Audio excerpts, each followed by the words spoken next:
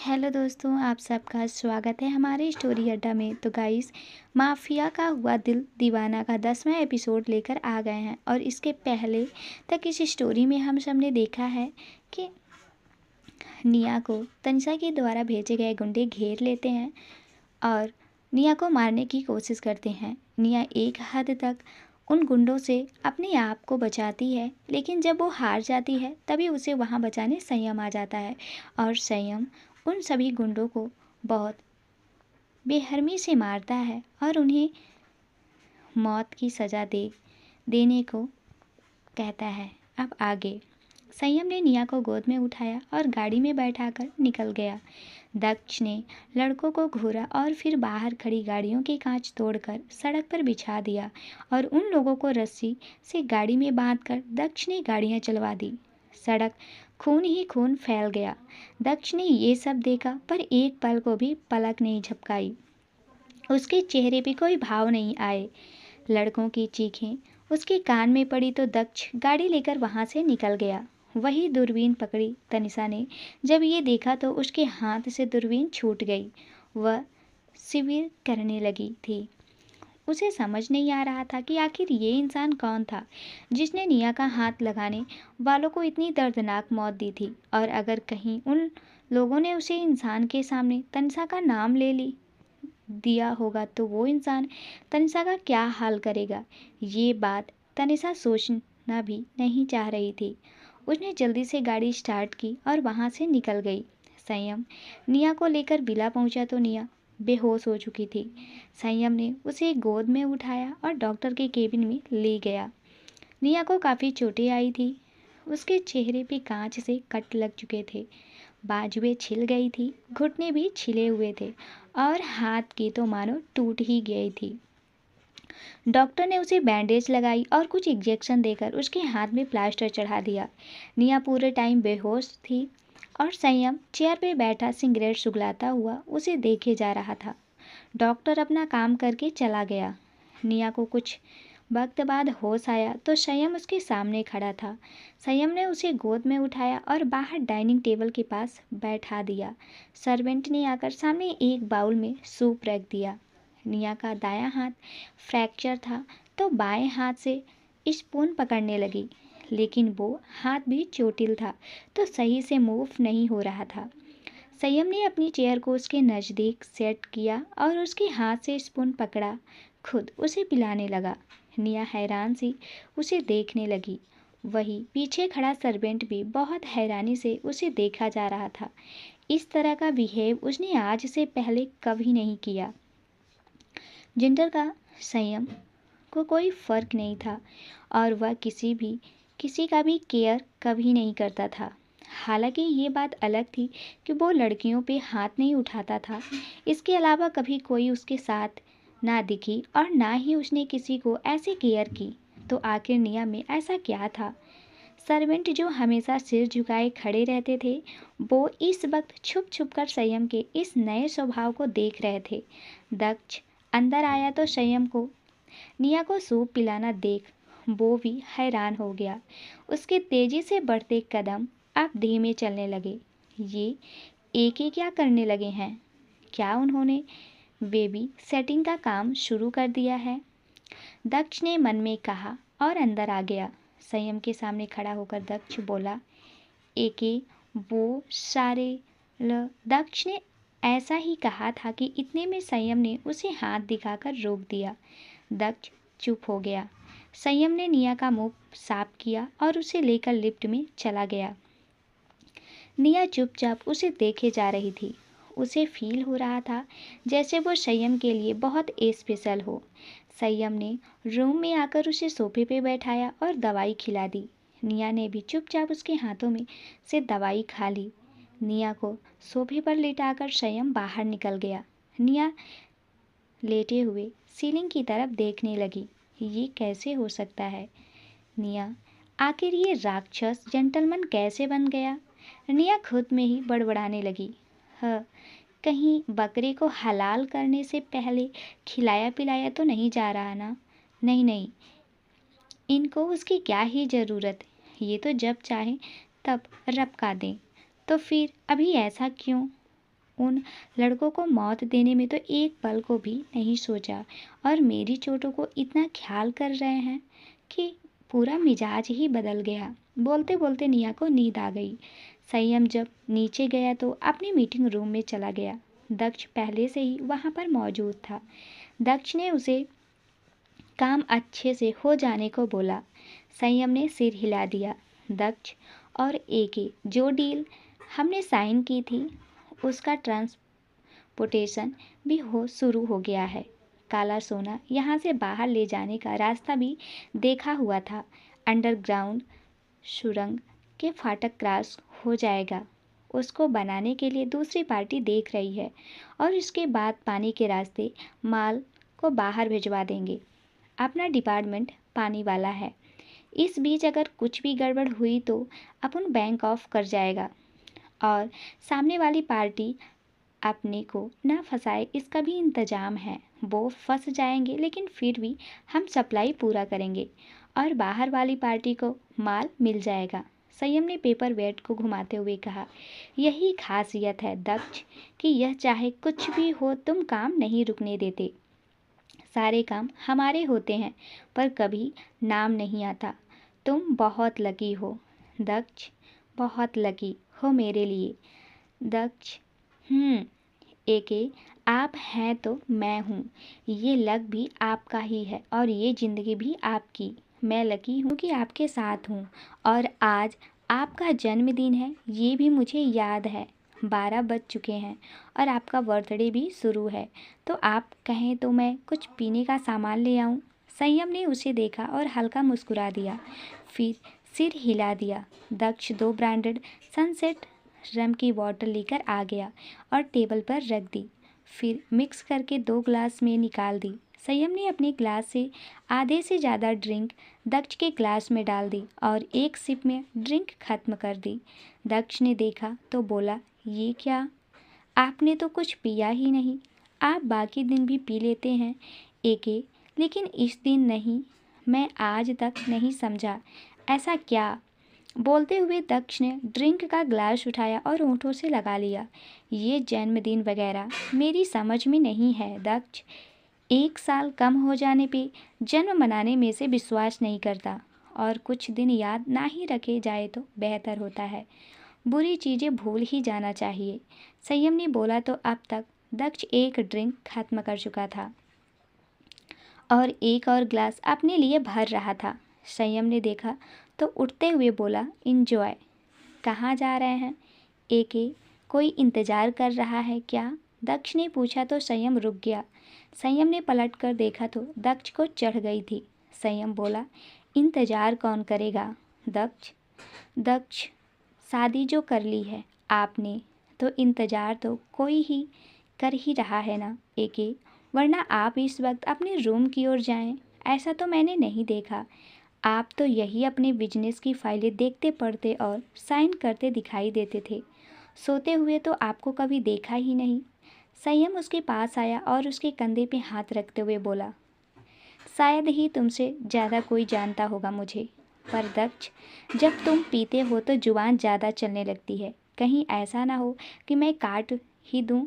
संयम ने कहा तो दक्ष हंसने लगा और फिर खड़ा होके उसके गले लगते हुए बोला, एके दुनिया हो आप हमारी, मार भी दोगे ना तो भी मैं दक्ष रावल उफ तक नहीं करेंगे।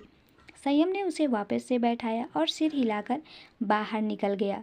बाहर खड़े बॉडीगार्ड्स ने उसने दक्ष का ख्याल रखने को बोला और फिर लिफ्ट में चला गया। कमरे में आकर संयम ने देखा तो निया सोई हुई थी और हल्का शिविर कर रही थी। संयम उसके पास गया तो निया कुछ बड़बड़ाए जा रही थी। संयम ने नज़दीक जाकर सुना तो निया बोल रही थी, छोड़ो, छोड़ दो, मत करो। संयम ने सुना और पीछे हट गया। शायद निया आज के इंसिडेंट को सपने में देख रही थी। संयम ने उसे अच्छे से कंबल उठाया और उसका हाथ निया के हाथ से टच कर गया। उसने निया का हाथ नॉर्मल से ज़्यादा गर्म लगा। उसने निया का माथा छुआ तो उसे बुखार था। संयम ने अपनी जेब से रुमाल निकाला और फिर उसे गीला करके निया के माथे पे रख दिया। उसने अभी दूसरी दवाइयाँ ली थी तो उसे और कोई दवाई नहीं दी जा सकती थी, इसलिए संयम ने ठंडी पट्टी उसके माथे पे लगाना सही समझा। पट्टी रख कर संयम वॉशरूम चला गया और जब बाहर आया तो पट्टी गर्म हो चुकी थी। बुखार बहुत ज़्यादा तेज था और पट्टी भी काफ़ी गर्म हो चुकी थी। संयम ने एक और बार उसको ठंडे पानी से डालकर उसके सिर पर रख दिया, फिर बदला तो इस बार वो काम गर्म हुई थी। संयम ने रुमाल को वॉशरूम में जाकर सुखाने रख दिया और कपड़े बदलकर बाहर आ गया, फिर अपने बेड पर चला गया। कुछ देर करवटें बदलने के बाद भी उसे नींद नहीं आई तो संयम उठकर बैठ गया और निया को देखने लगा। वो भी करवटें लिए जा रही थी। उसकी बाजू में प्लास्टर होने और चोट लगी होने के कारण उसे करवट बदलने में भी दिक्कत हो रही थी। संयम उठा, उसके पास गया और उसके माथे को छुआ तो अब बुखार कम था। उसने निया के ऊपर से कंबल हटाया और उसे गोद में उठाकर बेड पर लेटाया। ये पहली बार था जब उसने खुद किसी को अपने बेड पर सुलाया हो। संयम खुद उसके बगल में आकर लेट गया और उसके सिर को अपनी बाजू से रख कर उसके करीब चला गया। निया का फ्रैक्चर्ड हाथ ऊपर की तरफ था। संयम ने उसके हाथ को आराम से अपने गले में डाला और निया को अपनी बाहों में भर लिया। कुछ ही देर में उसे भी नींद आ गई। अगली सुबह संयम और निया एक दूसरे से लिपटे हुए सो रहे थे। संयम के चेहरे पर सुकून सा था। उसकी आंख खुली तो निया अभी भी उसकी बाहों में ही सो रही थी। उसने एक टांग संयम के ऊपर चढ़ा रखी थी और अपना चेहरा उसने संयम के सीने में छुपाया हुआ था। उसका प्लास्टर वाला हाथ अभी भी संयम के गले में था। संयम थोड़ा सा मूव हुआ तो निया भी थोड़ा सा मूव हो गई और संयम के सीने पर उसके होंठ स्लाइड हुए। संयम को एक अजीब सी गुदगुदी होने लगी और सिहरन सी दौड़ गई। उसने गहरी सांस लेकर खुद को शांत किया, फिर उसने सिर हिलाया और निया के चेहरे को अपने सामने कर देखने लगा। निया किसी मासूम से बच्चे की तरह लग रही थी। संयम ने उसके चेहरे पे लगाई पट्टी पर हाथ फेरा। निया ने नींद में ही आंखें कसकर बंद कर ली और सिसकी ली। संयम ने हाथ हटा लिया और अपने गले से निया का हाथ हटाकर उसे बेड पर से आराम से उठाया और वापस से सोफे पर लेटा दिया। फिर कुछ पल उसे देखकर वो वॉशरूम की ओर चला गया। वो नहीं चाहता था कि निया को पता चले कि वो रात को उसके बेड पर थी। शायद इसलिए उसने सुबह होते ही उसके उठने से पहले ही उसे सोफे पर लेटा दिया। बाहर आकर उसने निया को देखा जो अभी भी मुंह खोले सो रही थी। संयम उसके पास गया और उसके ऊपर थोड़ा झुककर उसका मुंह बंद कर दिया। फिर जैसे ही वो सीधा हुआ तो निया ने फिर से मुंह खोल लिया। संयम ने सिर हिलाया और गहरी सांस लेकर वहाँ से बाहर निकल गया। संयम नीचे आया तो दक्ष भी सामने से कमरे से निकला। रात भर पीते हुए वो वहीं पर सो गया था और अभी बाहर आ रहा था। संयम ने उसे देखा तो दक्ष ने उसे दांत दिखा दिए। संयम जेब में हाथ डाले उसकी ओर बढ़ गया और बोला, दक्ष, जहाँ तक मुझे याद है आज से डिलीवरी शुरू है। दक्ष ने अपना सिर झटका और बोला, yes AK, I am going. Sanyam उसकी लड़खड़ाते चाल को देखते हुए ऐसे दक्ष ने खुद को देखा और बोला, ऐसे नहीं, नहा के जाऊंगा एके। गुड, संयम बोला और बाहर जाने लगा तो दक्ष बोला, एके। संयम रुक गया। दक्ष उसके सामने आकर उसकी शर्ट को मोर से देखने लगा। संयम उसे घूरने लगा। What are you doing? Sanyam ने गहरी आवाज़ में पूछा। I doing nothing AK. पर आपके सीने में लाल निशान क्यों है? कोई काटा है क्या? चीटी? दक्ष ने शर्ट की ओर पॉइंट आउट करते हुए पूछा। संयम ने अपनी शर्ट को हटाकर सीने पर देखा तो उस पर रेड मार्क्स थे जो शायद निया की लिपस्टिक के लगे थे। पर दक्ष नशे में था तो उसे समझ नहीं आ रहा था कि वो क्या था। संयम को निया का ख्याल आया तो उसका चेहरा सहीम की आंखों से आगे घूमने लगा। हल्की मुस्कान उसके होठों पे तैर गई। इट्स नथिंग बोलकर संयम ने उसे साइड किया और बाहर निकल गया। दक्ष ने अपना सिर खुजाया और बाहर निकलने लगा, पर फिर लड़खड़ा गया तो एक बॉडीगार्ड्स ने उसे संभाल लिया। दक्ष ने उसे आंखें छोटी करके घूरा और फिर उसे दूर करते हुए बोला, तुम्हें क्या लगता है मुझे चढ़ी हुई है? मुझे बिल्कुल नहीं चढ़ी। ठीक हूँ मैं, संभालो मत। उसने इतना ही कहा था कि उसके बाद उसने उल्टी कर दी। बॉडीगार्ड्स हाथ बांधे खड़े हो गए। दक्ष ने मुंह पर हाथ फेरा और वहां से आगे निकल गया। लगता है ज़्यादा हो गई, बोलते हुए दक्ष गाड़ी में बैठा और निकल गया। वही निया कि जब नींद खुली तो वो सोफे पर आड़ी तिरछी सो रही थी। उसने अंगड़ाई लेनी चाही तो अपने हाथ में उसे दर्द सा महसूस हुआ। निया उठी और अपना फ़ोन देखने लगी। वही कॉफ़ी टेबल पे उसका फ़ोन रखा हुआ था। निया ने फ़ोन उठाया और एक नंबर पर कॉल मिला दी। कॉल पिक हुई तो निया ने पूछा, सब ठीक है? सामने से आवाज़ आई, और पैसे चाहिए। निया, कितने पैसे चाहिए? 10 लाख, सामने वाले शख्स ने कहा तो निया हूँ कह दिया और बोली, मिल जाएगा, काम नहीं रुकना चाहिए। हाँ ठीक है, पर जल्दी, सामने वाले शख्स बोला और फिर उसने फ़ोन काट दिया। निया ने फ़ोन को मुट्ठी में कस लिया, फिर अपने हाथ की ओर देखा तो संयम का ख्याल उसके दिमाग में चलने लगा। निया वॉशरूम की ओर चल दी। कुछ देर बाद संयम जब रूम में आया तो निया रूम में नहीं दिखी। उसे वॉशरूम से पानी की आवाज़ आई तो वो समझ गया कि निया अंदर है। संयम स्टडी रूम में चला गया। वही निया नहा तो ली थी, लेकिन अपनी चोटों की वजह से कपड़े पहनने में उसे दिक्कत आ रही थी। निया ने बाथरोब पहना और बाहर निकल आई। फिर बालकनी में चली गई। अपने एक हाथ में बंधे प्लास्टर को वो छूने लगी। संयम स्टडी रूम से निकला तो उसकी नज़र सोफे पे फेंके कपड़ों की ओर गई, फिर बालकनी के खुले स्लाइड डोर की तरफ। उसने देखा तो निया बाहर ग्रिलिंग से एक हाथ टिकाकर खड़ी थी। संयम ने कदम उसकी ओर बढ़ा दिए। निया नम आंखों से सामने के शहर को देखे जा रही थी। संयम ने उसे पीछे से हक कर लिया और उसकी गर्दन पे होंठ टिका दिए। निया ने आंखें बंद कर ली और एक गहरी सांस छोड़ी। संयम, डॉक्टर को दिखाना है, कपड़े पहनो। Nia tried but I can not, it's hurting and I am not able to find my hand. Sanyam ने सुना, फिर उसका हाथ पकड़कर अंदर लाते हुए बोला, कम आई हेल्प। निया हैरानी से उसे देखने लगी। संयम उसे अंदर ले आया और बाथरोब उतारने लगा तो निया ने कंधा उचकाकर रिसिस्ट कर दिया। संयम ने बाथरोब छोड़ दिया तो निया ने कदम पीछे ले लिए। व्हाट, बोलते हुए संयम उसे घूरने लगा। निया ने सिर झुका लिया। इसमें कोई ऐसा करने वाली बात ही नहीं, इससे कहीं ज़्यादा नज़दीक हम आ चुके हैं, संयम ने कहा तो निया एकटक उसे देखने लगी। संयम को उसकी आंखों में रेजिस्टेंस नज़र आई। संयम ने एक गहरी सांस ली और फिर बोला, अच्छा, जितना पहन सकती हो उतना पहन लो, बाकी मैं मदद कर दूंगा। निया ने सिर हिला दिया और कपड़े लेकर वॉशरूम की ओर चल दी। संयम वही खड़ा उसे देखता रहा। कुछ तो बदलने लगा था। निया की इनोसेंस संयम को घायल सा करने लगी थी। उसकी हाँ और उसकी ना क्यों इतना इफेक्ट करती थी, संयम खुद भी नहीं समझ पा रहा था। निया ने जैसे तैसे शर्ट्स पहने और कमर से नीचे टॉवल लपेट लिया, फिर एक मैक्सी ड्रेस को गले में से नीचे उतार दिया। जब उसकी एक बाजू में से ड्रेस को निकाल पाना उसके लिए मुश्किल था, वो अकेले नहीं कर सकती थी। उसने दरवाज़ा खटखटाया तो संयम अंदर चला आया।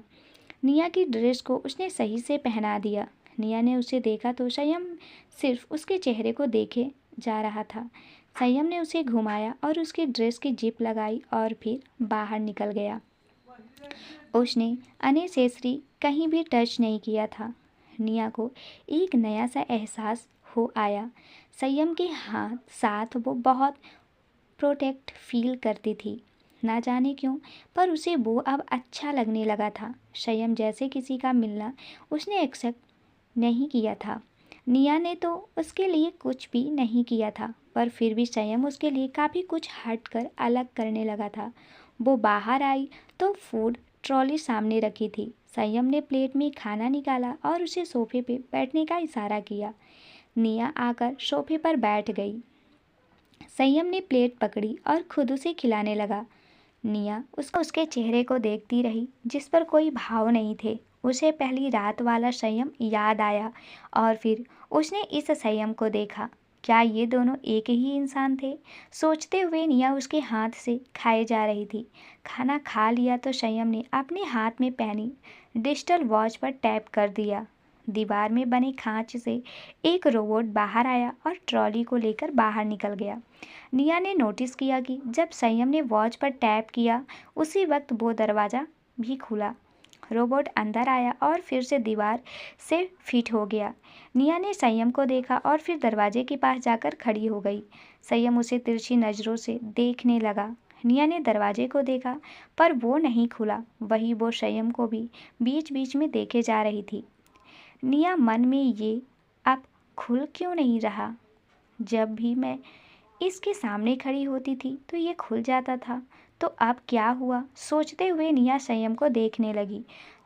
उसे समझ में आ गया उसके खड़े होने पर वो दरवाज़ा उसकी वजह से नहीं खुलता था, बल्कि कैमरा रिकॉर्डिंग को देखते हुए संयम उसके वहाँ खड़े होने पर अपनी घड़ी पर टैप कर देता था।